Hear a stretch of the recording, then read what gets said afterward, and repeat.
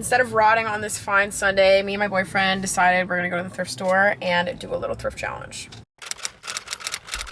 Like everyone else and their mother, I'm completely on the Bridgerton bandwagon right now. I'm so obsessed with all the costumes. Most of the looks in the show are so bright, so I thought it'd be cool to do like a gothic Bridgerton inspired look, but my dreams were completely crushed because I couldn't find any gothic fabric. There were so many people in there, so I did not bring my camera in, but we got what we needed and my total came out to $9.60. $14.94. So we're both on budget, some more than others. Now we're heading back home. This is Paige Seeker's YouTube channel. Welcome to the vlog. Today we're going to be making a corset inspired by Bridgerton, specifically Madeline from Bridgerton. We're going to be using these pearls and this thread. So we had a $15 limit on what we could buy. Obviously, I've been binge watching Bridgerton, so I wanted to make something like Bridgerton inspired, especially because I make so many corsets. So I found this. I don't know if it was like a tablecloth or a curtain or what, but I like this little fringe detail. Colors all kind of went together. So I got this to use just as lining fabric. It's like a nice cotton bed sheet. And then this was the only pearl necklace I could find. I wish it had more pearls on it, so I've been like trying to figure out how I'm gonna use them. I would love to be able to do like long strings of pearls, but once again, these were literally the only pearls in the thrift store. So this is what we have to work with, but I think we're gonna be able to make something happen. What are you making? I'm making a pair of shorts or something. This fabric is super shifty, so the first thing I have to do is add interfacing so I can actually use this for the corset pieces. Like, that's just definitely not stable enough. At this point, I decided to stop talking to the camera because I wanted to watch Bridgerton. I still hadn't seen season 3 part 2 yet, so I figured what better way to ring that in than living at my Madame Delacroix dreams. As with all of my corsets, I just started out by cutting out all my pattern pieces. I am making this one a little bit differently because I want there to be ties at the shoulders instead of my usual normal straps. Also, the satin material was a complete nightmare to cut. If you sew, you already know sometimes like those polyester satins will just be snaggy, and I literally had to go over each cut like 10 times with my rotary cutter, and I swear the blade was not that dull. Anyways, thankfully with the interfacing, it was still super easy to sew, so I didn't have any problems there. I just sewed all of the base pieces together and then all of my lining pieces, and then I had to sew the straps together. My best strap hack is to keep a chopstick in your craft room because that's what I use to like fully push the edges right side out. Once they're right side out, I go ahead and top stitch both of my straps. Then I took the main pieces to my mini iron and I just pressed all of my seams. So now I'm taking my main lining piece and body piece and just pinning those right sides together. During this step, I also sandwich the straps in between those pieces, but I only have to sandwich them on the back. After replacing my bobbin, I just went ahead and sewed all around the corset. I sew up the sides and then all the way around the top and then down the other side, but I leave the bottom open just so I can turn it right side out. Before turning it right side out, I go ahead and trim my seam allowances just so it's not so bulky. Also, just an FYI, these are not gunshots in the background. I promise. It's the 4th of July and people are just setting off so many fireworks. So moving on, after that, I just top stitch the whole top of the corset and then I top stitch all of my seams and add my boning channels at the same time. Sometimes I get scared using a water soluble marker, so I'll actually just use painter's tape, which is like a great hack when I want to make a straight line in the middle of nowhere, like where I didn't have a seam to follow. I of course ran out of my usual boning the day before this, so I'm just going in with some trusty old zip ties as boning. I just cut them like a ½ inch shorter than what I need on my boning channels so I don't sew over them, and then I curve the edges like this so they don't like pop through the fabric. God. That was my cat Remy demanding to come in, but then when I got up and opened the door, she didn't even want to come to my craft room. Now, this step isn't even really necessary, but I kind of based everything down on the bottom seam before I put my bias tape on. I just find the fabric moves a lot less whenever I do this. Now, on that bottom edge, I'm going to use bias tape to close it all up. I know I'm a sinner. I'm not using pins, but if you haven't done this a billion times like me, definitely use pins because it can be pretty tricky. So the corset part isn't fully done yet, but it's done enough to the point where I could start the beading process. So the first step for that was to just take apart all of the beads from this necklace. So for the beads, I didn't have quite as many of the small ones as I want, but I'm just gonna start doing it and just kind of see what happens. So far, more. I have this many. I'm just gonna like put them on the string all the way across, and then I want it to be like scalloped. So I'm gonna wait until the end to like pull it up in the middle. At this point, I was working in silence because this had literally taken me all day, and I had already finished Bridgerton.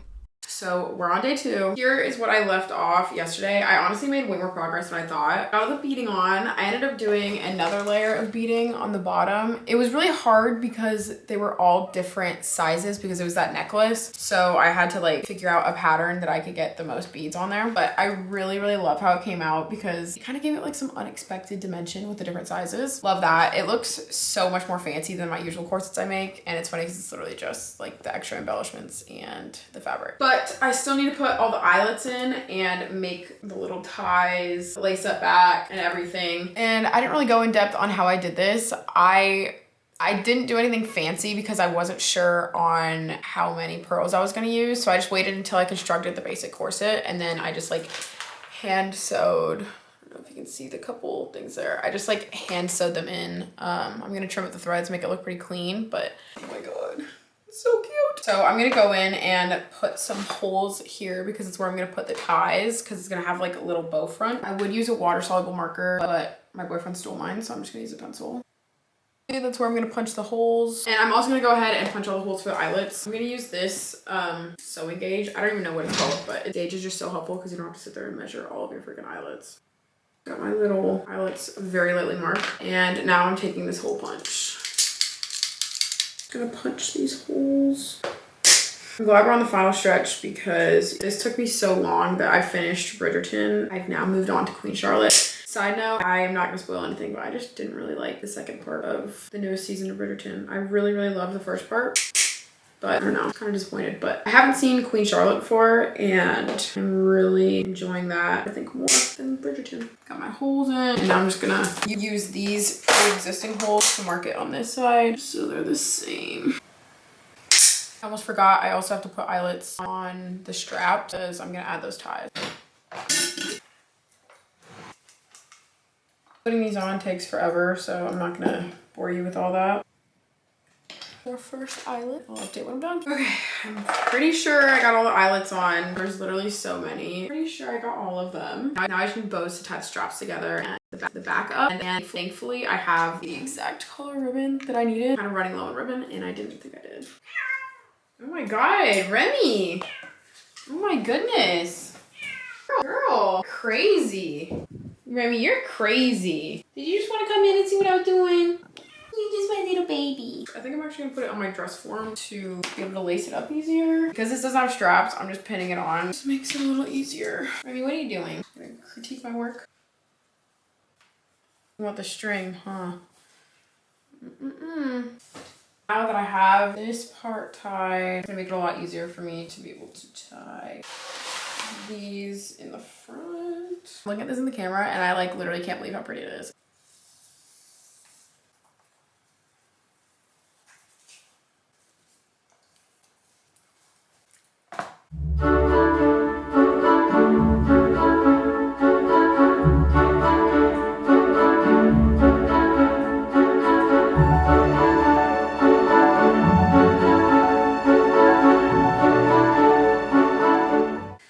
I'm not even trying to toot my own horn, but I feel like this is literally the prettiest thing I've ever seen. Originally, I was thinking of doing a matching skirt, but there's like stains all over the fabric that I didn't notice in the thrift store. So even cutting the corset, it was hard to find like solid enough material that wasn't stained. But I did think about adding this tassel to the bottom. I just kind of felt like it might be a bit much and make it a little too gaudy because this is like pretty modern princess. This is just like a little too much. I'm glad I kept it off also because I don't know if you can tell on camera, but it's like much darker than the rest. So I like that I use this white bias tape instead to like bring out the pearls. I think it's just so pretty. I want to do a try on. I don't know if I have anything that matches this because it's clearly not really my vibe, but we'll see.